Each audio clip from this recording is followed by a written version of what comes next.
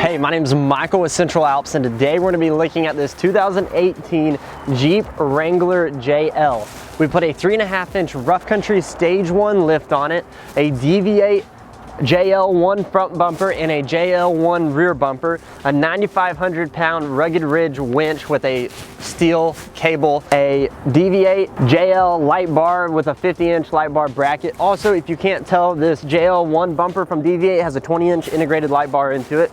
We put some rough country contour steps and some 20x12 Moto metal 962 wheels in a gloss black and milled finish, and some 35x1250 R20 Fury Country Hunter mud terrain tires. Now, if you want more information on the bumpers, click the bumper walkthrough video. If you want more information on the tires and wheels, go to the tire and wheel matchup video.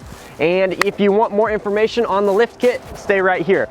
Our tips and tricks on this lift kit: it's a stage 1 lift, so it's all spacers. It's a spring spacer and a shock extension. The tips really come with the track bars. The front track bar gets a new adjustable track bar. What you're gonna run into is when you disconnect the track bar, your axle is gonna shift, and then you're gonna try to put the new track bar on and it's not gonna line up.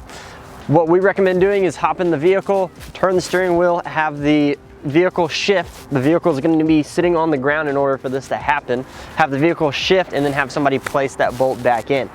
Besides that, that's about it on the front. Everything is real self-explanatory and easy to go. You do have control arm drop brackets. So with the control arm drop brackets, make sure that you leave everything loose before you start tightening anything. If you start tightening anything too soon, you're gonna have a hard time getting those control arms back in. The rear track bar is a relocation bracket. You don't get an adjustable track bar. You could upgrade to an adjustable track bar, but you get a relocation bracket. And unlike the front, you can't just turn the steering wheel to get the body to shift. You will have to do it manually. So you've got a couple different options. You can physically lift the axle. You could use a jack stand to lift and lower the axle to get it to shift.